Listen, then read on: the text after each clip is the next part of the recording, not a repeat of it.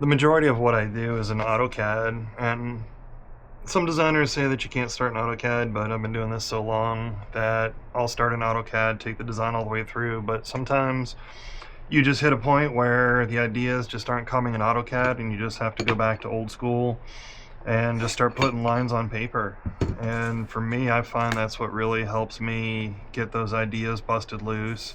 So we're doing a Japanese inspired garden for a mid-century house in Fredericksburg, and really just trying to figure out how this is all going to lay out. This has been, in all honesty, this has been a design that I've been putting off for a couple weeks just because it's been really kind of breaking my brain a little bit, and I don't know why. It's not a particularly challenging one, but it's just it's really got me.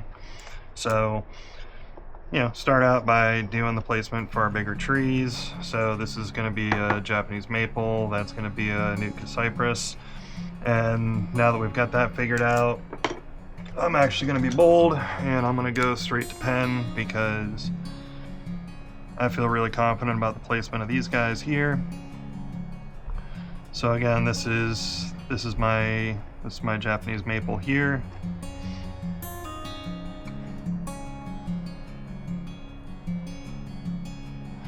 And this is going to be my Nootka cypress, what is it, Cupressus aparis, Nootka. And so now it's just a matter of filling in the gaps in the garden. And you know, it's crazy how sometimes in AutoCAD you just sort of lose track of how things fit into the grand scheme of things, but by just putting a couple of reference lines, corner of the house here, corner of the porch here, this is how we know that we want to kind of break everything down. Obviously you can't see it on the drawing because the drawing's flat, but we've got a pretty significant slope here. So gonna tuck in a couple boulders, really let that Japanese maple have a place that it can do its thing. Same thing, we'll do a couple boulders down here by the newt, maybe one more here just because I have a whole bunch of really cool boulders out in the yard that I want to use. Get some of those set up, and then it's just a question of going for smaller plantings. So one thing that I want to do is, I still don't know exactly what I'm going to do for plants, but I do know that I want to have a really cool kind of wash of stuff coming down the hillside. So what we'll do is take the circle template, and we're at 8 scale, so I want to do like something, yeah, this might actually be kind of cool to do something like a deutzia, something that's going to have a little bit of a flowy movement to it. Let that come down and come down in front of the Japanese maple here.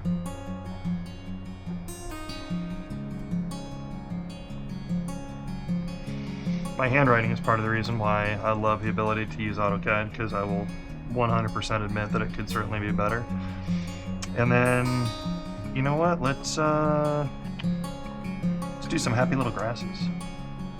That's not a good place for a happy little grass. See, this is part of what we think about in the design process, is what's going to make sense, what's going to look good. Ooh, you know what? Actually, I want something lower so that we're really kind of drawing attention to the Japanese maple there. So what we'll do is we'll spear in a couple of Procumbens Nana juniper, something that'll fill in, kind of help hold the slope there since that's a little bit of an issue. We'll go ahead and do that.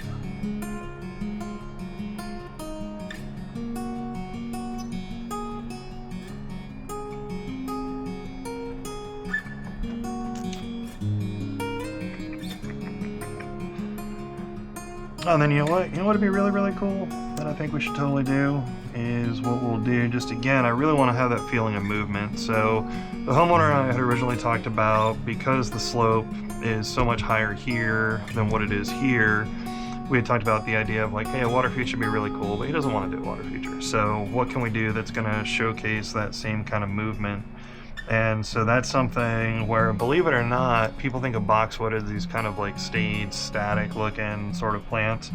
But if you know what you're doing, green mound boxwood can actually, especially if you don't shear the heck out of them, if you let them get a little bit shaggy, which I think is a really cool look, then that's something where that can give you that illusion of sort of a flowing movement coming down the hill. So we'll go ahead and do that. Get those bad boys in there. Actually, you know what? Barter Valley is even cooler because Barter Valley has that sort of, what do you call it? Sort of like a low pillow look to it, which makes for a really cool boxwood. So instead of getting that sort of rounded shape that you normally expect with boxwood, it's sort of a lower pillow shape. So when you've got them planted to go down a hillside like that, it just looks really, really cool. So now let's kind of think about how this design comes together. We got a key plant, we got a key plant here. We've got something that's got a little bit of color, a little bit of texture going on here with the Deutzia. We've got something that's a little bit more structured with the Barter Valley boxwood here. We've got the Procumbens Nana Juniper up here that are helping to hold the slope. So we've got this area here, which, you know, I think this kind of needs a little something. This needs a little something with a little bit of oomph, a little bit of punch, a little bit of sexiness. So I'm thinking, as far as that goes, you know what? Let's do a couple of really nice azaleas as we come down that slope there. Because the cool thing about that is it plays well with the idea of a Japanese garden style, and it's something that isn't going to get too monstrous and overwhelming because, again, we are going down a heck of a hillside here. And then what we'll do is we'll kind of figure on what our bed edge is going to look like. So I'm just going to freehand that right now. So, okay.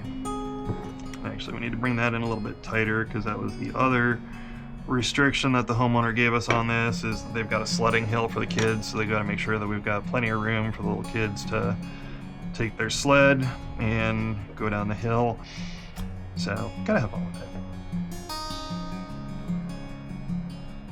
So yeah, so then just on the lower edge here, you know, what we'll do is we'll bring in some ornamental grasses. You know, could do something like, man, I've been using the heck out of Pecan lately, but it's such a good option. It's got so much nice movement to it. So we'll go ahead and we'll schwank some of those in there. So kind of give us a little bit of panicum look and texture there. This will be our bed edge, so we'll just kind of do our grass edge right there.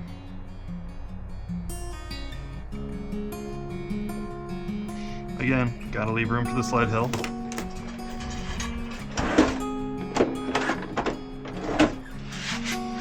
And then just to make it a little bit easier to see what we're doing, and, you know, have some fun with it, because coloring is always fun. So let's see, yeah, it's a good color for the Tamukiyama maple. Do it like that. Nucatensis cypress. Do it like that. So you can probably do a pink azalea. So color those in pink there. Deutzia, normally a white flower on it. So just to kind of give it a little bit of something, just so it kind of pops off the page a little bit. That'll be our Deutzia. Let's see, I need a nice kind of bluish green.